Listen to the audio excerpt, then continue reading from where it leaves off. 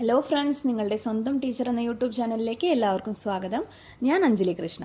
Okay, അപ്പോൾ നമ്മൾ ഇന്നത്തെ വീഡിയോയിൽ പറയാൻ പോകുന്നത് 10th വെതർ ആൻഡ് ക്ലൈമറ്റ് എന്ന് പറഞ്ഞിട്ടുള്ള ഫസ്റ്റ് ചാപ്റ്ററിനെ കുറിച്ചിട്ടാണ്. ജിയോഗ്രഫിയിലാണ്, ഹിസ്റ്ററി അല്ല, ജിയോഗ്രഫിയിലെ വെതർ ആൻഡ് ക്ലൈമറ്റ്, ദിനാന്തരീക്ഷ സ്ഥിതിയും കാലാവസ്ഥയും എന്ന് പറഞ്ഞിട്ടുള്ള പാഠത്തെ കുറിച്ചിട്ടാണ് നമ്മൾ ഇന്നത്തെ വീഡിയോയിൽ ചെയ്യാനായിട്ട് പോകുന്നത്. അതിൽ വലിയൊരു പാഠമാണ്, പക്ഷേ എളുപ്പമായിട്ട് പഠിക്കാൻ പറ്റുന്നതാണ്. കഴിഞ്ഞ പ്രാവശ്യത്തെ 9th-ലും 10th-ലും ഉണ്ടായിരുന്ന ചാപ്റ്റേഴ്സിൻ്റെ ഒരു മിക്സാണ്, ജിയോഗ്രഫിയിൽ തന്നെ ഉണ്ടായിരുന്ന ചാപ്റ്റേഴ്സിൻ്റെ ഒരു മിക്സപ്പാണ് ഈ ഒരു ഫസ്റ്റ് ചാപ്റ്ററിൽ കൊടുത്തിട്ടുള്ളത്. വെതർ ആൻഡ് ക്ലൈമറ്റ് എന്ന് പറഞ്ഞിട്ടുള്ള പാഠത്തിൽ കൊടുത്തിട്ടുള്ളത്. ചില ഇമ്പോർട്ടൻ്റ് ആയിട്ടുള്ള കൺസെപ്റ്റുകൾ നമുക്കിതിൽ പഠിക്കാനുണ്ട്. ഓക്കെ, അപ്പോൾ നമുക്ക് നോക്കാം എന്തൊക്കെയാണ് ഇതിൽ ഈ ഒരു ചാപ്റ്ററിൽ പഠിക്കാനുള്ളതെന്ന്. എന്തൊക്കെയാണ് എലമെൻറ്റ്സ് ഓഫ് വെതർ, വെതറിൻ്റെ ഘടകങ്ങൾ എന്തൊക്കെയാണെന്ന് നോക്കാനുണ്ട് നമുക്ക്. എന്താണ് വെതർ ആൻഡ് എന്താണ് ക്ലൈമറ്റ് എന്ന് നമുക്ക് നോക്കാനുണ്ട്. പിന്നെ എന്തൊക്കെയാണ് ക്ലൈമറ്റിൻ്റെ ഇമ്പോർട്ടൻസ്, കാലാവസ്ഥയുടെ ഇമ്പോർട്ടൻസ് എന്തൊക്കെയാണെന്ന് പഠിക്കാനുണ്ട്. ഹീറ്റ് ട്രാൻസ്ഫറിൻ്റെ പ്രോസസ്സ് എന്തൊക്കെയാണെന്ന് നോക്കാനുണ്ട്. അപ്പോൾ ഇത്രയാണ് നമ്മൾ ഇന്നത്തെ ഈ ഒരു വീഡിയോയിൽ പറയാനായിട്ട് ഉദ്ദേശിക്കുന്നത്. അപ്പോൾ നമുക്ക് തുടങ്ങാം. Okay, weather and climate. First തന്നെ ഈ ചാപ്റ്ററിൽ നമുക്ക് പഠിക്കാനുള്ള ഒരു ടോപ്പിക് എന്ന് പറയുന്നത് എലമെൻറ്റ്സ് ഓഫ് വെതർ ആണ്. വെതറിൻ്റെ എലമെൻറ്റ്സ് ആണ്. അതിനു മുമ്പ് എന്താണ് വെതർ എന്നറിയണ്ടേ? ഒരു കുറഞ്ഞ ടൈമിൽ, ഒരു കുറഞ്ഞ സമയത്ത്, ഒരു നിശ്ചിത പ്രദേശത്ത് അനുഭവപ്പെടുന്ന temperature, pressure, wind, humidity, precipitation തുടങ്ങിയ സാഹചര്യങ്ങളെയാണ്. ഇതൊക്കെ പെട്ടെന്ന് തന്നെ ഇത് ചേഞ്ച് ആവാം, അവസ്ഥകൾ ചേഞ്ച് ആയിട്ട് മാറാം. അപ്പോൾ ഇത്തരം അവസ്ഥകളെയാണ് ദിനാന്തരീക്ഷ സ്ഥിതി അല്ലെങ്കിൽ വെതർ എന്ന് പറയുന്നത്. ഒരു ദിവസത്തിൽ അല്ലെങ്കിൽ ആ ഒരു കുറഞ്ഞ കാലയളവെന്ന് ഉദ്ദേശിക്കുന്നത് ഒരു ദിവസമാവാം, 2 ദിവസമാവാം, അല്ലെങ്കിൽ കുറച്ച് മിനിറ്റുകളാവാം, കുറച്ച് സമയമാവാം. ആ ഒരു ടൈമിനുള്ളിൽ നമ്മുടെ അറ്റ്മോസ്ഫിയറിൽ ഉണ്ടാവുന്ന ചേഞ്ചസിനെയാണ് എന്തെന്ന് പറയുന്നത്, വെതർ എന്ന് പറയുന്നത്.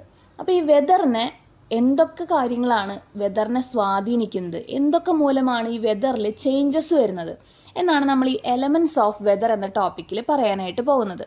എലമെൻറ്റ്സ് ഓഫ് വെതറിലെ ഫസ്റ്റ് പോയിൻ്റാണ് ടെമ്പറേച്ചർ. എന്ത് വെതർ കണ്ടീഷൻ ആണെങ്കിലും അവിടുത്തെ ടെമ്പറേച്ചറിനെ അടിസ്ഥാനമാക്കിയായിരിക്കും ആ ഒരു വെതറിന് മാറ്റം സംഭവിക്കുക. ടെമ്പറേച്ചർ ചിലപ്പോൾ കുറവായിരിക്കാം, ചിലപ്പോൾ കൂടുതലായിരിക്കാം. അത് ചില പ്രദേശങ്ങളെയൊക്കെ അടിസ്ഥാനപ്പെടുത്തി അത് മാറിക്കൊണ്ടിരിക്കാം. അപ്പോൾ ടെമ്പറേച്ചർ എന്ന് പറയുന്നത് അവിടുത്തെ ചൂട്, ആ ടെമ്പറേച്ചർ, ചൂട് എന്ന് പറഞ്ഞിട്ടുള്ള ഒരു അവസ്ഥേനെയാണ് ഉദ്ദേശിക്കുന്നത്. പിന്നെ അവിടുത്തെ പ്രഷർ, ആ ഒരു മർദ്ദം, അന്തരീക്ഷത്തിൽ ഉണ്ടാകുന്ന ആ ഒരു എയർ പ്രഷർ മൂലം വെതറിൽ ചേഞ്ചസ് വരാം. മൂന്നാമത്തെയാണ് വിൻഡ്, കാറ്റിൻ്റെ ചലനാവസ്ഥ. അതായത് കാറ്റ് എപ്പോഴും വീശിക്കൊണ്ടിരിക്കുന്ന സ്ഥലമാണെങ്കിൽ അവിടുത്തെ വെതറിന് മാറ്റങ്ങൾ സംഭവിക്കാം. കടൽ തീരത്തൊക്കെ എപ്പോഴും കാറ്റ് വീശിക്കൊണ്ടിരിക്കുന്ന പ്രദേശമാണ് അല്ലേ? അപ്പോൾ അത്തരം പ്രദേശങ്ങളിലൊക്കെ വെതറിന് മാറ്റങ്ങൾ സംഭവിക്കാം. അത്തരം പ്രദേശങ്ങളിൽ മാത്രമല്ല, ഈ കാറ്റിൻ്റെ ഗതി കുറവുള്ള സ്ഥലങ്ങളിലും വ്യത്യസ്ത തരത്തിലുള്ള വെതേഴ്സ് നമുക്ക് അനുഭവപ്പെടും. അതുകൊണ്ട് വിൻഡ് ഇതിനെ സ്വാധീനിക്കുന്ന ഒരു ഘടകമാണ്. നാലാമത്തെയാണ് ഹ്യൂമിഡിറ്റി. ഹ്യൂമിഡിറ്റി എന്ന് പറഞ്ഞാൽ ആർദ്രത എന്നാണ് അർത്ഥം. അതായത് അന്തരീക്ഷത്തിലുണ്ടാവുന്ന ഒരു ഊഷ്മാവ് എന്ന് പറഞ്ഞാൽ എന്താ പറയുക, അന്തരീക്ഷത്തിലുണ്ടാകുന്ന ഒരു നീരാവി എന്നൊക്കെ പറയില്ലേ, വാട്ടർ വേപ്പർ, അന്തരീക്ഷത്തിൽ തങ്ങി നിൽക്കുന്ന ഒരു വാട്ടർ വേപ്പർ, നമുക്കൊരു ചെറിയ ഉഷ്ണമൊക്കെ ഫീൽ ചെയ്യുന്ന അതിനെയാണ് ആർദ്രത അല്ലെങ്കിൽ ഹ്യൂമിഡിറ്റി എന്ന് പറയാം. ഈ ഹ്യൂമിഡിറ്റി ഒരു പരിധി വരെ നമ്മുടെ വെതറിനെ അല്ലെങ്കിൽ വെതറിൻ്റെ ഒരു എലമെൻ്റ് ആയിട്ട് വരുന്നുണ്ട്. വെതർ മാറാനും ചേഞ്ച് ആവാനൊക്കെ സ്വാധീനിക്കുന്ന ഒരു ഘടകമാണ് ഹ്യൂമിഡിറ്റി എന്ന് പറയുന്നത്. നെക്സ്റ്റ് ആണ് എമൗണ്ട് ഓഫ് സൺലൈറ്റ്. ഇതൊക്കെ ഉണ്ടെങ്കിലും സൺലൈറ്റ് എത്രത്തോളമാണ് നമ്മുടെ ആ പ്രദേശത്തേക്ക് വരുന്നത്, സൺലൈറ്റിൻ്റെ എമൗണ്ടിനനുസരിച്ചായിരിക്കും ഈ വെതറിൽ മാറ്റം സംഭവിക്കുക. അപ്പോൾ പ്രധാനമായിട്ടും 5 എണ്ണമാണ് ഈ എലമെൻറ്റ്സ് ഓഫ് വെതർ എന്നതിൽ വരുന്ന ടോപ്പിക്സ്. എന്തൊക്കെയാണ്? First one temperature, second one pressure, third one wind, fourth one humidity, fifth one amount of sunlight.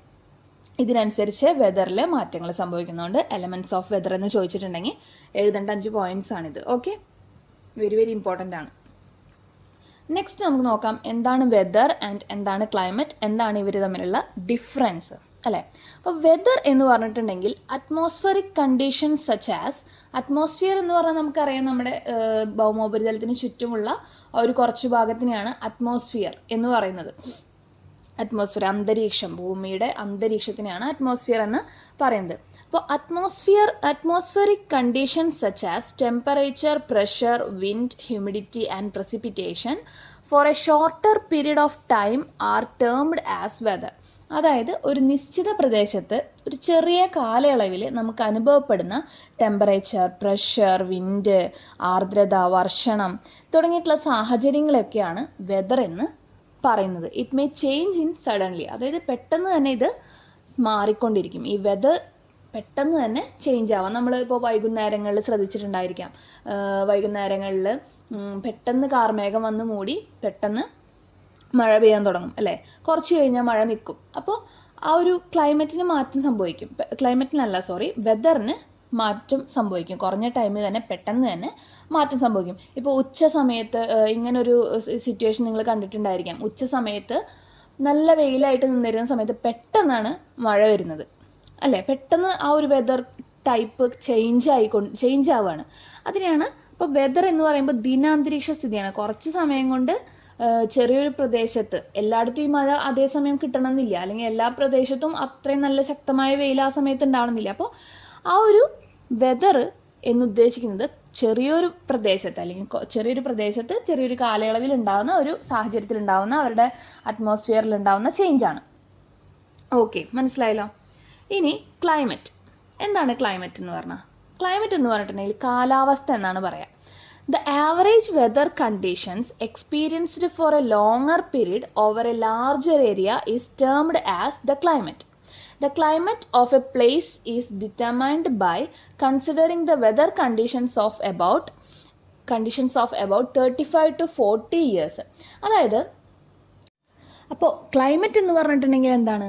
The average weather condition, അതായത് കുറച്ച് വർഷത്തേക്ക് ഒരു വെതറിൽ നമ്മൾ കുറഞ്ഞ സമയത്തേക്ക് ചെറിയൊരു പ്രദേശത്ത് നടന്ന കാര്യമാണ് പറയുന്നതെങ്കിൽ ക്ലൈമറ്റിൽ നേരെ ഓപ്പോസിറ്റാണ്. വലിയൊരു കാലഘട്ടത്തിൽ ലാർജ് ഏരിയയിൽ നടക്കുന്ന ഒരു സംഭവമാണ് എന്ന് പറയുന്നത് ക്ലൈമറ്റ് എന്ന് പറയുന്നത്, കാലാവസ്ഥ.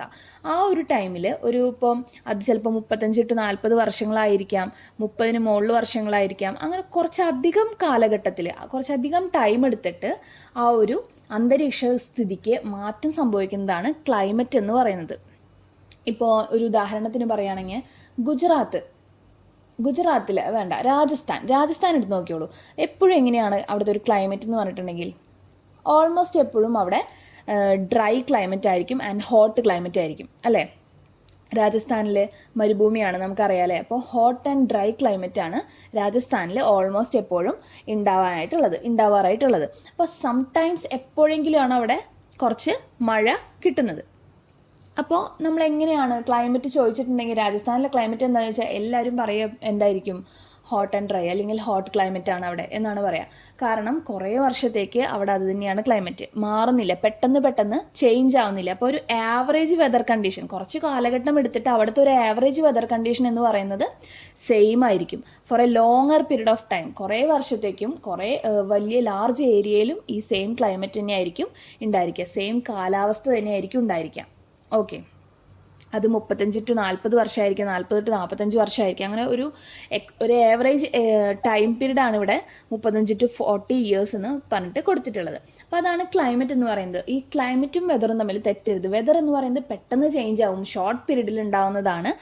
മേ ബി ഒരു ദിവസമായിരിക്കാം, ദിവസം കൊണ്ട് മാറുന്നതായിരിക്കാം, അല്ലെങ്കിൽ ഒരു ചെറിയൊരു സമയത്തെ ചെറിയൊരു മിനിറ്റുകളോ അല്ലെങ്കിൽ മണിക്കൂറുകളോ എടുത്ത് അന്തരീക്ഷത്തിൽ ഉണ്ടാവുന്ന ചേഞ്ച് ആയിരിക്കാം, അല്ലെങ്കിൽ അന്തരീക്ഷത്തിലെ അവസ്ഥയായിരിക്കാം. അതിനെയാണ് എന്ത് പറയുന്നത്? വെതർ എന്ന് പറയുന്നത്. ദിനാന്തരീക്ഷ സ്ഥിതി, ആ ഒരു ദിവസത്തെ അന്തരീക്ഷത്തിൽ ഉണ്ടാവുന്ന സ്ഥിതി. ക്ലൈമറ്റ് എന്ന് പറഞ്ഞാൽ എന്താണ്? കുറച്ച് ലാർജർ പീരീഡിൽ ലാർജർ ഏരിയയിൽ ഉണ്ടാവുന്ന അന്തരീക്ഷ സ്ഥിതിനെയാണ് ക്ലൈമറ്റ് എന്ന് പറയുന്നത്. ഫോർ എക്സാമ്പിൾ ഹിമാലയത്തിൽ ഉണ്ടാവുന്ന ക്ലൈമറ്റ്, അല്ലെങ്കിൽ രാജസ്ഥാനിൽ ഉണ്ടാകുന്ന ക്ലൈമറ്റ്, അല്ലെങ്കിൽ ചിറാപുഞ്ചിയിൽ ഉണ്ടാകുന്ന ക്ലൈമറ്റ്. അപ്പോൾ ചിറാപുഞ്ചിയിലൊക്കെ എപ്പോഴും മഴ പെയ്തുകൊണ്ടിരിക്കുന്ന ഒരു പ്രദേശമാണ്. സോ അവിടുത്തെ ക്ലൈമറ്റ് എന്ന് പറയുന്നത് എപ്പോഴും കോൾഡ് ക്ലൈമറ്റ് ആയിരിക്കും. അതാണ്, അല്ലെങ്കിൽ മഴ പെയ്യുന്ന ഒരു ക്ലൈമറ്റ് ആയിരിക്കും. അതുകൊണ്ട് വെതർ ആൻഡ് ക്ലൈമറ്റ് ഇമ്പോർട്ടൻ്റ് ആണ്, തെറ്റരുത്. ഓക്കെ, നെക്സ്റ്റ് ആണ് ഇമ്പോർട്ടൻസ് ഓഫ് ക്ലൈമറ്റ് എന്ന് പറയുന്ന ടോപ്പിക്. എന്തൊക്കെയാണ് ക്ലൈമറ്റിൻ്റെ ഇമ്പോർട്ടൻസ്? ഫസ്റ്റ് പോയിന്റ് ആണ് climate affects plants and animals. Only certain types can live in certain climates. എല്ലാ കാലാവസ്ഥയിലും എല്ലാ സസ്യജാലങ്ങൾക്കോ അല്ലെങ്കിൽ എല്ലാ മൃഗങ്ങൾക്കും ജീവിക്കാനായിട്ട് സാധിക്കില്ല. ഈവൺ മനുഷ്യർക്ക് പോലും അങ്ങനെ എല്ലാ സാഹചര്യങ്ങളിലും ജീവിക്കാനായിട്ട് സാധിക്കില്ല. അപ്പോൾ climate effects plants and animals. ഈ ക്ലൈമറ്റ്, ആ ഒരു പ്രദേശത്തുണ്ടാകുന്ന ക്ലൈമറ്റ് അവിടുത്തെ സസ്യജാലങ്ങളെയും അവിടുത്തെ മൃഗങ്ങളെയും ഒരുപോലെ എഫക്റ്റ് ചെയ്യുന്നുണ്ട്. അതുകൊണ്ട് അവിടെ ആ ഒരു ക്ലൈമറ്റിന് ഉതകുന്ന തരത്തിലുള്ള ചെടികൾക്കോ മൃഗങ്ങൾക്കോ മാത്രമാണ് ആ ഒരു പ്രദേശത്ത് ജീവിക്കാനായിട്ട് സാധിക്കുള്ളൂ. അപ്പോൾ അവരുടെ ജീവിതത്തെ, പ്ലാന്റ്സിൻ്റെ അനിമൽസിൻ്റെ ജീവിതത്തിനെ ക്ലൈമറ്റ് നന്നായിട്ട് എഫക്റ്റ് ചെയ്യുന്നുണ്ടെന്നാണ് പറയുന്നത്. ഫോർ എക്സാമ്പിൾ ഈ ധ്രുവക്കരടി എന്നൊക്കെ പറയും. ഈ ധ്രുവക്കരടി എപ്പോഴും ഈ തണുവ് പ്രദേശത്താണ് ഉണ്ടാവുക. അപ്പോൾ അതിന് ഹോട്ട് ക്ലൈമറ്റിൽ വന്നിട്ട് ജീവിക്കാനായിട്ട് പറ്റില്ല. അപ്പോൾ അതാണ് ക്ലൈമറ്റ് എഫക്ട്സ് പ്ലാന്റ്സ് ആൻഡ് അനിമൽസിൽ ഉദ്ദേശിക്കുന്നത്. രണ്ടാമത്തെ പോയിന്റാണ് ക്ലൈമറ്റ് എഫക്ട്സ് ഹ്യൂമൻ ലൈഫ്. മനുഷ്യരുടെ ലൈഫിനെയും ക്ലൈമറ്റ് നല്ല രീതിയിൽ എഫക്റ്റ് ചെയ്യുന്നുണ്ട്. എങ്ങനെയൊക്കെയാണ്? People's food habits, dressing, settlement, occupations are depend on the climate. അതായത് നമ്മൾ ജീവിക്കുന്ന രീതി, ജീവിത രീതി, അതായത് ഫുഡ് ഹാബിറ്റ്സ്, നമ്മൾ ഉപയോഗിക്കുന്ന ഡ്രസ്സിങ് രീതി, ഡ്രസ്സിങ് സ്റ്റൈൽസ്. ഇപ്പം നല്ല തണവുള്ള ഒരു പ്രദേശമാണെങ്കിൽ നമ്മൾ 2-3 കോട്ടൊക്കെ ഇടും അല്ലേ? അപ്പോൾ സാധാരണ ഒരു ഡ്രസ്സ് ഇടും, അതിന് മുകളിൽ ഒരു കോട്ടിടും, തണുപ്പത്തിടുന്ന ഒരു തൊപ്പി വയ്ക്കും. ഇത്തരം ഡ്രസ്സുകളായിരിക്കും തണവുള്ള സ്ഥലത്ത് നമ്മൾ യൂസ് ചെയ്യാം. ചൂടുള്ള സ്ഥലത്താണെങ്കിലോ കൂടുതലും കോട്ടൺ ടൈപ്പ് ഡ്രസ്സുകൾ യൂസ് ചെയ്യും, അല്ലെങ്കിൽ ഹെവി ഡ്രസ്സുകൾ യൂസ് ചെയ്യാതിരിക്കും. അപ്പോൾ ഇത്തരം കാര്യങ്ങളാണ് ഹോട്ട് ക്ലൈമറ്റിൽ നമ്മൾ എന്തുണ്ടായിരിക്കുക, ഡ്രസ്സിങ് സ്റ്റൈൽ ഉണ്ടാകുന്ന വ്യത്യാസങ്ങൾ. ഇനി സെറ്റിൽമെൻ്റ് ആയിക്കോട്ടെ. സെറ്റിൽമെൻറ്റ്സ് എങ്ങനെയാണ്? തണവുള്ള പ്രദേശത്തെ ബിൽഡിങ്സിൻ്റെ ഒരു രീതി പോലെയാണോ നമ്മുടെ ഹോട്ട് നല്ല ചൂടുള്ള ക്ലൈമറ്റിൽ ഉണ്ടാവുക? അല്ല, അതിലും വ്യത്യാസങ്ങളുണ്ടാവും. അതുപോലെ ജോലിയുടെ സമയം അല്ലെങ്കിൽ ജോലിയുടെ രീതി, ഇതിലൊക്കെ വ്യത്യാസങ്ങളുണ്ടാവും. ഈ ഹോട്ട് ക്ലൈമറ്റുള്ള സമയത്ത്, ഇപ്പോൾ കൂടുതൽ തണവുള്ള സമയത്താണെങ്കിൽ 6 മാസം ജോലി, 6 മാസം അല്ലെങ്കിൽ 6 മാസം നമുക്ക് ജോലി ഉണ്ടായിരിക്കാം, അല്ലെങ്കിൽ സ്കൂളിംഗ് ആയിക്കോട്ടെ, എല്ലാം അങ്ങനെയായിരിക്കും ആ തണവുള്ള പ്രദേശം. അപ്പോൾ തണവ് കൂടുതലുള്ള സമയത്ത് നമുക്ക് അങ്ങനെ പോയി ജോലി ചെയ്യാനോ അല്ലെങ്കിൽ സ്കൂളിലേക്കൊന്നും പോകാനായിട്ട് സാധിക്കില്ല. അപ്പോൾ 6 മാസം അവർക്ക് ഓഫായിരിക്കും. അങ്ങനെയുള്ള ജോലിയിലുള്ള വ്യത്യാസങ്ങളും ജോലിയിലുള്ള ഓഫ് ടൈമുകളോ അല്ലെങ്കിൽ ജോലി ഇല്ലാത്ത ദിവസങ്ങളോ, അതിനൊക്കെ ഈ ക്ലൈമറ്റ് വളരെയധികം എഫക്റ്റ് ചെയ്യുന്നുണ്ട്. ഇപ്പോൾ നമുക്ക് വെക്കേഷൻ ടൈമും അല്ലെങ്കിൽ കൂടുതൽ ചൂടുള്ള സമയത്ത് നമുക്ക് മുടക്ക് തരില്ലേ സ്കൂളിലൊക്കെ ഇല്ലേ? അതുപോലെ കൂടുതൽ മഴ കിട്ടുന്ന സമയത്ത് നമുക്ക് മുടക്ക് കിട്ടും അല്ലേ? അപ്പോൾ ഈ ക്ലൈമറ്റ് നമ്മുടെ ജീവിത രീതിനെ വളരെയധികം എഫക്റ്റ് ചെയ്യുന്നുണ്ട്. മനസ്സിലായോ? രണ്ടാമത്തെ പോയിന്റ് അപ്പോൾ അതാണ്. ഇനി മൂന്നാമത്തെ പോയിന്റ് എന്ന് പറയുന്നത് it also affects the body and mind. മനുഷ്യൻ്റെ ശരീരത്തെയും മൈൻഡിനെയും ഈ ഒരു ക്ലൈമറ്റ് എഫക്റ്റ് ചെയ്യുന്നുണ്ട്.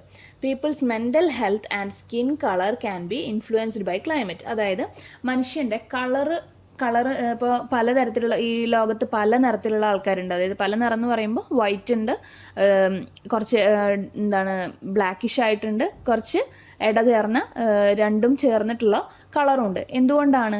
അവിടെ അവർ താമസിക്കുന്ന സ്ഥലങ്ങളിൽ കിട്ടുന്ന ക്ലൈമറ്റിനനുസരിച്ചായിരിക്കും, അല്ലെങ്കിൽ അവിടെ കിട്ടുന്ന സൂര്യപ്രകാശത്തിൻ്റെ അളവിലും എല്ലാത്തിലും മാറ്റം വരുന്നത് കൊണ്ടാണ് ഈ സ്കിൻ ടൈപ്പിലും സ്കിൻ കളറിലും മാറ്റം സംഭവിക്കുന്നത്. ഈ വെള്ള നിറത്തിലുള്ള ആൾക്കാർക്ക് കൂടുതൽ എന്തായിരിക്കും, തണവുള്ള പ്രദേശത്തുള്ളവരൊക്കെ ആയിരിക്കും ഇത്തരം വൈറ്റിഷ് കളറായിട്ടുണ്ടാവുക. അതായത് ഈ ഹിമാലയ പ്രദേശം അല്ലെങ്കിൽ നല്ല ഫുൾ തണവുള്ള പ്രദേശങ്ങളിലെ ആൾക്കാർ കൂടുതലും വൈറ്റ് ആയിട്ടായിരിക്കും കാണുക. അവരുടെ സ്കിൻ ടൈപ്പ് അങ്ങനെ വരാൻ കാരണം ഇതാണ്, ഈ ക്ലൈമറ്റ് എഫക്റ്റ് ചെയ്യുന്നതുകൊണ്ടാണ്. ഇനി നല്ല വെയിൽ കിട്ടുന്ന ഒരു സ്ഥലമാണ് അല്ലെങ്കിൽ നല്ല സൺലൈറ്റ് അടിക്കുന്ന ഒരു സ്ഥലത്ത് കുറച്ച് ബ്ലാക്കിഷ് ആയിട്ടുള്ള ആൾക്കാരായിരിക്കും ഉണ്ടായിരിക്കുക. അപ്പം നമ്മുടെ കളറിനെ പോലും എഫക്റ്റ് ചെയ്യുന്നുണ്ട്, മനുഷ്യരുടെ കളറിനെ പോലും ഇത് എഫക്റ്റ് ചെയ്യുന്നുണ്ട്. ആൻഡ് മൈൻഡിനെയും ബോഡിയെയും ഇത് ഈ ക്ലൈമറ്റ് എന്ന് പറയുന്നത് നമ്മളെ എഫക്റ്റ് ചെയ്യുന്നുണ്ടെന്നാണ് പറയുന്നത്. ഓക്കെ, പിന്നെന്താണ് പറയുന്നത്? ലാസ്റ്റ് പോയിന്റ് ആണ് farming depends on climate. Different crops grow in different weather conditions. അതായത് ഫാമിങ്ങിൽ ക്ലൈമറ്റ് ഫാമിങ്ങിനെയും എഫക്റ്റ് ചെയ്യുന്നുണ്ട്. ഓരോ ഡിഫറെൻറ്റ് ക്രോപ്സ്, ചില ക്രോപ്സ് ഈ ഒരു ടൈമിൽ വളരില്ല എന്ന് നമ്മൾ പറയും അല്ലേ? ഈ കുരുമുളക് വളരാനായിട്ട് ഒരു പ്രത്യേക സമയമുണ്ട്. ആ ഒരു വെതർ കണ്ടീഷൻ വന്നാലാണ് ആ ഒരു ചെടി വളരുള്ളൂ. അങ്ങനെയൊക്കെ ഒരു വ്യത്യസ്ത ചെടികൾക്ക് വ്യത്യസ്ത ടൈം പീരീഡുകളുണ്ട് അല്ലേ? മാവ് പൂക്കുന്ന കാലഘട്ടമുണ്ട്, അല്ലെങ്കിൽ എന്താ പറയുക ജാക്ക് ഫ്രൂട്ടിന് ഒരു കാലഘട്ടമുണ്ട്.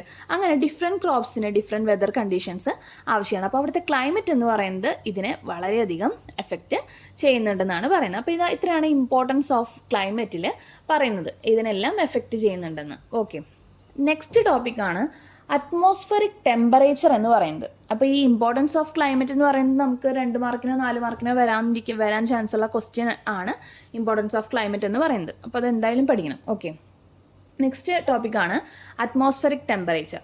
അതിനു മുമ്പ് അപ്പോൾ അതിൽ കുറച്ച് കാര്യങ്ങളായിട്ട് മനസ്സിലാക്കാനുണ്ട്, നമ്മൾ പിക്ചറൈസ് ചെയ്ത് മനസ്സിലാക്കാനായിട്ടുണ്ട്. അപ്പോൾ ഈ ഒരു പിക്ചർ നോക്കിയിട്ട് നമുക്ക് പറയാം. അപ്പോൾ സൂര്യനിൽ നിന്ന് ഇവിടെ നമുക്ക് സൂര്യനെ കാണാം അല്ലേ. ഈ പിക്ചർ ഹീറ്റ് ബജറ്റിൻ്റെ പിക്ചറാണ്, അത് നിങ്ങൾ ശ്രദ്ധിക്കേണ്ട. ഇതിൽ കുറച്ച് കാര്യങ്ങൾ നമ്മൾ മനസ്സിലാക്കിയാൽ മാത്രം മതി.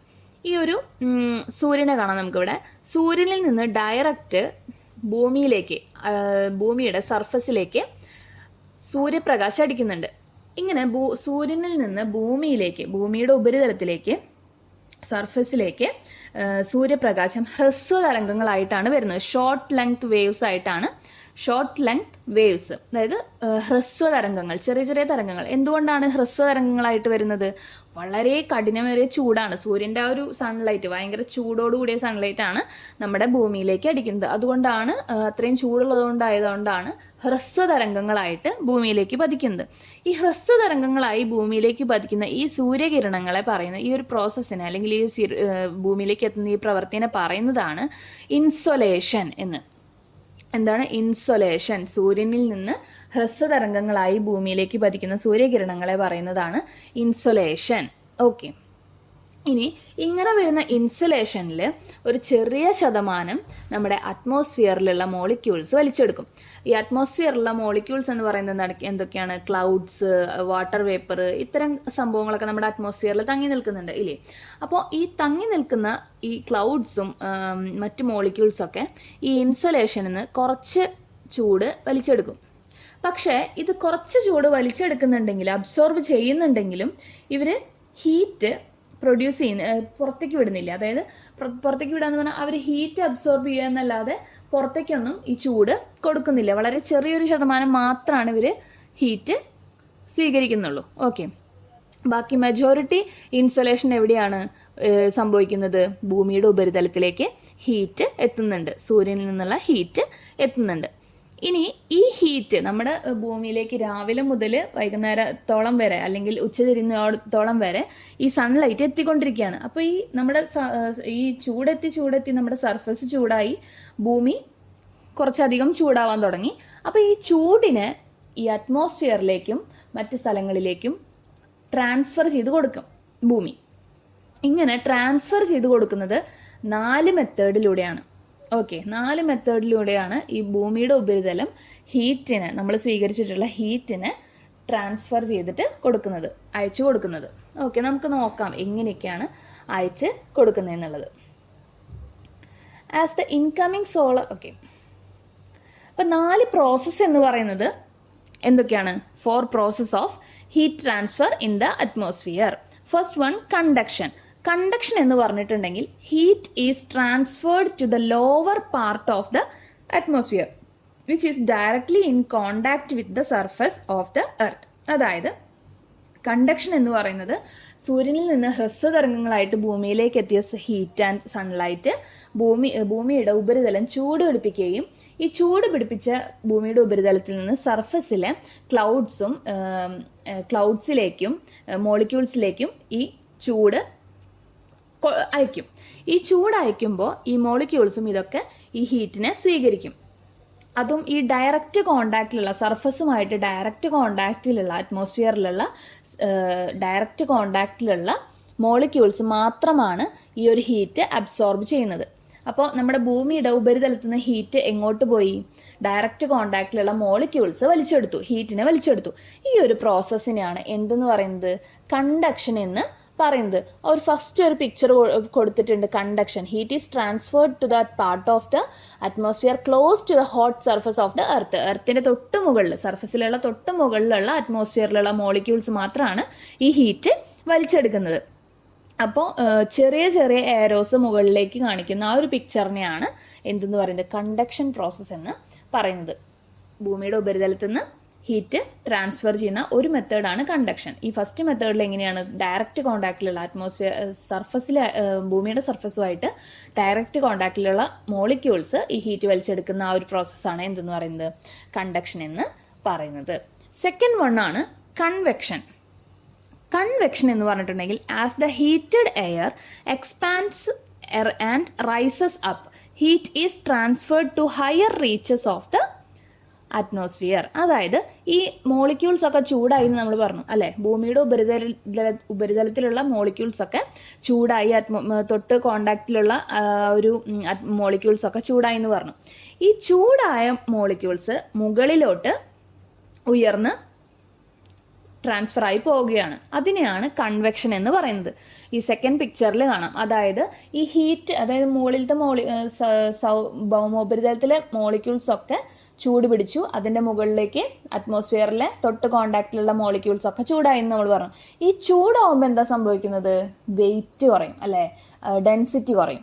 അപ്പോൾ ഈ ഡെൻസിറ്റി കുറയുമ്പോൾ എന്ത് സംഭവിക്കും, വെയിറ്റ് ഇല്ലല്ലോ, അപ്പോൾ അത് മുകളിലേക്ക് പൊന്താനായിട്ട് തുടങ്ങും. നമ്മൾ ഈ തീയൊക്കെ ഇട്ട് കത്തിക്കുമ്പോൾ, ഒരു എക്സാമ്പിൾ പറയാം, തീ ഇട്ട് കത്തിക്കുമ്പോൾ എന്താണ് സംഭവിക്കുന്നത്, ആ ഒരു കത്തി കഴിയുമ്പോൾ ആ ഒരു പുക എന്താണ് വെയിറ്റ് കുറഞ്ഞ് അങ്ങനെ മുകളിലേക്ക് പോകുന്നതായിട്ട് നമുക്ക് കാണാം. അപ്പോൾ അതുപോലെ തന്നെയാണ് ഇവിടെയും സംഭവിക്കുന്നത്. ഈ മോളിക്യൂൾസ് ചൂടാവുമ്പോൾ വെയിറ്റ് കുറഞ്ഞ് അവ മുകളിലോട്ട് ഉയർന്നു പോകും, ഭൂമിയുടെ മുകളിലോട്ട് ഉയർന്ന് പോവും. ആ ഒരു പ്രോസസ്സിനെയാണ് കൺവെക്ഷൻ എന്ന് പറയുന്നത്. Heated air expands and rises up, ഇതാണ് കൺവെക്ഷൻ എന്ന പ്രോസസ്സിലൂടെ സംഭവിക്കുന്നത്. തെറ്റരുത്. ഇനി മൂന്നാമത്തെ പ്രോസസ്സാണ് അഡ്വെക്ഷൻ. അഡ്വെക്ഷൻ എന്ന് പറയുന്നത് അതെന്താണ്, heat is transferred horizontally through wind. അതായത് ഹീറ്റ് എങ്ങനെയാണ് ട്രാൻസ്ഫർ ചെയ്യുന്നത്, ഹൊറിസോൺലി ത്രൂ വിൻഡ്, കാറ്റിൻ്റെ ദിശ വഴി, കാറ്റ് വഴി ഈ ചൂടായിട്ടുള്ള മോളിക്യൂൾസ്, നമ്മൾ പറഞ്ഞു ഉപരിതലത്തിന് മുകളിലുള്ള സർഫസ് എന്താ പറയുക അറ്റ്മോസ്ഫിയറിലെ മോളിക്യൂൾസ് ഒക്കെ ചൂട് പിടിച്ചിരിക്കുകയാണ് അല്ലേ. ഈ ചൂട് പിടിച്ച ഈ മോളിക്യൂൾസ് ഒക്കെ മുകളിലോട്ട് ഉയരുന്നതിന് പകരം കാറ്റിൻ്റെ ഗതി അനുസരിച്ച് കുറച്ചൊക്കെ എങ്ങോട്ട് പോവും, എന്താണ് ഹൊറിസോണ്ടലി സഞ്ചരിക്കും. ഭൂമിയുടെ ചുറ്റും ഹൊറിസോണ്ടലായിട്ട്, ഹൊറിസോണ്ടൽ എന്ന് പറഞ്ഞാൽ എങ്ങനെയാണ്, വിലങ്ങനെ, കുത്തനെയല്ല വിലങ്ങനെ. അപ്പോൾ വിലങ്ങനെ കാറ്റിൻ്റെ ദിശയിൽ ഇങ്ങനെ ഈ ഹീറ്റ് ട്രാൻസ്ഫർ ആവും. ഇതിനാണ് അഡ്വെക്ഷൻ എന്ന് പറയുന്നത്. അപ്പോൾ അതിൻ്റെ ഏരോ ശ്രദ്ധിക്കണം, അല്ലെങ്കിൽ ആ പിക്ചർ ശ്രദ്ധിക്കണം. അഡ്വെക്ഷൻ്റെ ഭൂമിയുടെ ഉപരിതലത്തിന് തൊട്ട് മുകളിലായിട്ട് ഇങ്ങനെ സൈഡിലോട്ട്, ലെഫ്റ്റിലോട്ടോ റൈറ്റിലോട്ടോ ഏരോ ഇടുന്ന ഒരു പിക്ചറാണ് അഡ്വെക്ഷൻ എന്നുള്ളതിൻ്റെ പിക്ചർ. ഓക്കെ. അപ്പോൾ ഇനി നാലാമത്തെ ലാസ്റ്റ് പ്രോസസ്സാണ് റേഡിയേഷൻ എന്ന് പറയുന്നത്. ടെറസ്ട്രിയൽ റേഡിയേഷൻ അതെന്താണ്, emission of energy in the form of long waves after the earth surface gets heated up. അതായത് നമ്മുടെ ഭൂമിയിലേക്ക് ഹ്രസ്വതരംഗങ്ങളായിട്ട് ഒരുപാട് ചൂട് കിട്ടി അല്ലേ, സൂര്യനിൽ നിന്ന് ഒരുപാട് ചൂട് കിട്ടി എന്ന് പറഞ്ഞു. അപ്പോൾ ഈ മോളിക്യൂൾസ് ഒക്കെ ചൂടായി, അന്തരീക്ഷം എന്താണ് സർഫസ് ചൂടായി, അതുപോലെ ഈ അന്തരീക്ഷത്തിലെ അന്തരീക്ഷത്തിലെ അറ്റ്മോസ്ഫിയറിലുള്ള ക്ലൗഡ്സും സംഭവങ്ങളൊക്കെ നമ്മുടെ ചൂട് കിട്ടി അബ്സോർബ് ചെയ്തെടുത്ത് നിൽക്കുകയാണ്. നമുക്കൊരു 4 മണി വരെയും ചൂട് ലഭിച്ചുകൊണ്ടിരിക്കുന്നുണ്ട് അല്ലേ. അതിനുശേഷം ഒരു വൈകുന്നേര സമയത്ത് ഈ ചൂട് നമുക്ക് വന്നുകൊണ്ടിരിക്കുന്നത് നിന്നു, സൂര്യനിൽ നിന്ന് ഡയറക്റ്റ് ആയിട്ട് ഇങ്ങനെ ചൂട് ലഭിച്ചുകൊണ്ടിരിക്കുന്നത് നിന്നു. അപ്പം അതിനുശേഷം ഭൂമിയിലുള്ള ചൂട്, ഇത്രയും നേരം കിട്ടിയ ചൂടിനെ മുകളിലേക്ക് അയക്കുകയാണ്. അതായത് ആ ചൂടിനെ, അപ്പോൾ ഇങ്ങോട്ട് വന്ന അതേ ശക്തിയിൽ നമുക്ക് തിരിച്ചയക്കാൻ പറ്റില്ല. സൂര്യനിൽ നിന്ന് നല്ല ശക്തിയോട് കൂടിയിട്ടാണ് നമ്മൾ ഹീറ്റ് എത്തുന്നത് ഭൂമിയിലേക്ക്. പക്ഷെ ഭൂമിയിൽ നിന്ന് തിരിച്ചയക്കുന്നത് വളരെ കുറഞ്ഞ എമൗണ്ട് ഓഫ് പവറിലാണ്. അതായത് കുറച്ച് ചൂടോട് കൂടിയിട്ടാണ് ടെറസ്ട്രിയൽ റേഡിയേഷൻ എന്ന പ്രോസസ്സ് വഴി ഭൂമിയിൽ നിന്ന് ചൂട് തിരിച്ചയക്കുന്നത്, മുകളിലേക്ക് അയക്കുന്നത്. അത് ഹ്രസ്വതരംഗങ്ങളായിട്ടല്ല, നീളത്തിലാണ്. അതായത് ലോങ് ലെങ്ത് വേവ്സ് ആയിട്ടാണ് ഈ ടെറസ്ട്രിയൽ റേഡിയേഷൻ എന്ന പേരിൽ ഭൂമിയിൽ നിന്ന് ചൂട് പുറത്തേക്ക് അയക്കുന്നത്. ഓക്കെ. അപ്പം നാലാമത്തെ പ്രോസസ്സ് മനസ്സിലായില്ലേ, ഭൂമിയിൽ നിന്ന് മുകളിലേക്ക്, ഭൂമിയിൽ നിന്ന് പുറത്തേക്ക് ലോങ് വേവ്സ് ആയിട്ട് ഹീറ്റ് ട്രാൻസ്ഫർ ചെയ്യുന്ന രീതിയാണ് ടെറസ്ട്രിയൽ റേഡിയേഷൻ എന്ന് പറയുന്നത്. Emission of energy in the form of long waves after the earth surface gets heated up. അതായത് സൂര്യനിൽ നിന്ന് ചൂട് കിട്ടിയതിന് ശേഷം ഭൂമി ചൂടായിട്ട് ഭൂമിയിൽ നിന്ന് തിരിച്ചയക്കുന്ന ചൂടിനെയാണ് പറയുന്നത് റേഡിയേഷൻ, ടെറസ്ട്രിയൽ റേഡിയേഷൻ എന്ന്. അതെങ്ങനെയുള്ള പിക്ചർ ആയിരിക്കും, ലോങ് വേവ്സ് ആയിരിക്കും. അപ്പോൾ ലോങ് വേവ്സ് ആയിട്ട് മുകളിലേക്ക് പോകും. ഈ ലോങ് വേവ്സ് ആയിട്ട് മുകളിലേക്ക് പോകുന്നതിൽ കുറച്ച് ഭാഗം നമ്മുടെ അറ്റ്മോസ്ഫിയർ തിരിച്ചു പിടിക്കും. അറ്റ്മോസ്ഫിയർ എന്താ പറയുക, അബ്സോർബ് ചെയ്തെടുക്കും. അതായത് കൂടുതലും പുറത്തു പോവാതെ കുറേയൊക്കെ നമ്മുടെ അന്തരീക്ഷം അറ്റ്മോസ്ഫിയർ പിടിച്ചു വയ്ക്കും. മനസ്സിലായോ? അപ്പം ഇങ്ങനെ പിടിച്ചു വെക്കുന്നത് എന്തിനാണെന്ന് വെച്ചെങ്കിൽ ആ ഒരു അറ്റ്മോസ്ഫിയറിലെ ഗ്യാസസ് ആയിട്ടുള്ള കാർബൺ ഡൈ ഓക്സൈഡ് ആണ് കൂടുതലുള്ളത് അല്ലേ. അപ്പോൾ കാർബൺ ഡൈ ഓക്സൈഡ് കൂടുതലായിട്ടും ചൂട് പിടിച്ചു വയ്ക്കും. ഈ വാഹനങ്ങളുടെ പുകയൊക്കെ ഈ കാർബൺ ഡൈ ഓക്സൈഡ് ആണ്. വാഹനങ്ങളുടെ പുക മൂലം കാർബൺ ഡൈ ഓക്സൈഡിന്റെ അളവ് ഒരുപാട് നമ്മുടെ അന്തരീക്ഷത്തിൽ കൂടുന്നുണ്ട് അല്ലേ. ഇത് ടെറസ്ട്രിയൽ റേഡിയേഷനിലൂടെ പോകുന്ന ഹീറ്റ് നല്ലോണം പിടിച്ചു വയ്ക്കും. ഈ കാർബൺ ഡൈ ഓക്സൈഡ്, അന്തരീക്ഷത്തിലുള്ള കാർബൺ ഡൈ ഓക്സൈഡ് അറ്റ്മോസ്ഫിയറിൽ നിന്ന് നമ്മുടെ ഭൂമിയിൽ നിന്ന് പുറത്തു പോകുന്ന ടെറസ്ട്രിയൽ റേഡിയേഷൻ വഴി പോകുന്ന ഹീറ്റ് നല്ലോണം പിടിച്ചു വയ്ക്കും. ഇതിനാണ് ഗ്രീൻ ഹൗസ് ഇഫക്റ്റ് എന്ന് പറയുന്നത്. ഈ പിടിച്ചു വയ്ക്കുമ്പോൾ നമ്മുടെ ഭൂമിയിൽ എന്താ സംഭവിക്കുന്നത്? ഓൾറെഡി ഹീറ്റ് ഉണ്ട്. ഇതിന്റെ പുറത്തേക്ക് വിടുന്ന ഹീറ്റിനെ അടക്കം നമ്മുടെ കാർബൺ ഡൈ ഓക്സൈഡ്, അറ്റ്മോസ്ഫിയറിലുള്ള കാർബൺ ഡൈ ഓക്സൈഡ് പിടിച്ചു വെക്കുന്നുണ്ട്. അപ്പോൾ നല്ല രീതിക്ക് ചൂട് കൂടും അല്ലേ. ടെറസ്ട്രിയൽ റേഡിയേഷനിലൂടെ അറ്റ്മോസ്ഫിയറിലെ ഡസ്റ്റ് പാർട്ടിക്കിൾസ്, ക്ലൗഡ്സ്, ഹ്യൂമിഡിറ്റി, ഇവയൊക്കെ എന്താണ്? മോളിക്യൂൾസ് എന്ന് ഞാൻ പറഞ്ഞു അല്ലേ. അപ്പോൾ ഈ അറ്റ്മോസ്ഫിയറിൽ ഉണ്ടാകുന്ന ഡസ്റ്റ് പാർട്ടിക്കിൾസും ക്ലൗഡ്സും ഹ്യൂമിഡിറ്റി ഇവയൊക്കെ ഹീറ്റിനെ നല്ല രീതിയിൽ അബ്സോർബ് ചെയ്യും. ഇങ്ങനെ നമ്മുടെ അന്തരീക്ഷത്തിൽ ചൂട് കൂടും. ഈ ഒരു അവസ്ഥേനെയാണ് പറയുന്നത് ഗ്രീൻ ഹൗസ് ഇഫക്റ്റ് എന്ന്. മനസ്സിലായോ? എന്താണ് ഗ്രീൻ ഹൗസ് ഇഫക്റ്റ് എന്ന് മനസ്സിലായോ? ഇങ്ങനെ ടെറസ്ട്രിയൽ റേഡിയേഷൻ വഴി പോകുന്ന ചൂടിന് അന്തരീക്ഷത്തിലെ കാർബൺ ഡൈ ഓക്സൈഡ് പിടിച്ചു വയ്ക്കും. കാർബൺ ഡൈ ഓക്സൈഡ് മാത്രമാണോ പിടിച്ചു വയ്ക്കുക ഈ ചൂടിന്? ടെറസ്ട്രിയൽ റേഡിയേഷനിലൂടെ പോകുന്ന ചൂടിന് അറ്റ്മോസ്ഫിയറിലുള്ള ഡസ്റ്റ് പാർട്ടിക്കിൾസും ക്ലൗഡ്സും ഹ്യൂമിഡിറ്റിയും ഇവയൊക്കെ നമ്മുടെ ഹീറ്റിനെ നല്ല രീതിയിൽ അബ്സോർബ് ചെയ്ത് വെക്കും. ബാക്കിയുള്ളത് മാത്രമാണ് ലോങ് ലെങ്ത് വേവ്സിൽ പുറത്തേക്ക് പോകുന്നത്. അപ്പോൾ ഇത്തരം ചൂടുകൾ പിടിച്ചു വെച്ചിട്ട് ഇത്തരം മോളിക്യൂൾസ് ഈ ഹീറ്റിനെ അബ്സോർബ് ചെയ്ത് വെച്ചതിന് ശേഷം നമ്മുടെ ഈ ഭൂമിയിലുള്ള ചൂട് വളരെയധികം കൂടും. ഇങ്ങനെ ചൂട് കൂടി സംഭവിക്കുന്ന ആ ഒരു പ്രോസസ്സിനെയാണെങ്കിൽ, ചൂട് കൂടിയിട്ടുള്ള ആ ഒരു എഫക്റ്റിനെയാണ് എന്ത് പറയുന്നത്? ഗ്രീൻ ഹൗസ് ഇഫക്റ്റ് എന്ന് പറയുന്നത്. ഓക്കെ, ഇത്രയും ഭാഗം ക്ലിയർ ആയോ? ഓക്കെ, അപ്പോൾ ഇത്രയാണ് നമ്മൾ ഈ ഒരു ചാപ്റ്ററിൽ, ഈ ഒരു വീഡിയോയിൽ ഞാൻ പറയുന്നത്. ഇനി ഇതിൻ്റെ ബാക്കി നമുക്ക് അടുത്ത വീഡിയോയിൽ ചർച്ച ചെയ്യാം. വീഡിയോ എല്ലാവരും ഇഷ്ടമായെങ്കിൽ ലൈക്ക് ചെയ്യണം, ഷെയർ ചെയ്യണം, എന്തെങ്കിലും സംശയങ്ങളുണ്ടെങ്കിൽ കമൻറ്റ് ചെയ്യണം. ഓക്കെ, അപ്പോൾ വീഡിയോ ആദ്യമായിട്ട് കാണുന്നവരുണ്ടെങ്കിൽ സബ്സ്ക്രൈബ് ചെയ്യണം. Thank you. അപ്പോൾ അടുത്ത വീഡിയോയിൽ നമുക്ക് വീണ്ടും കാണാം. ഓക്കെ.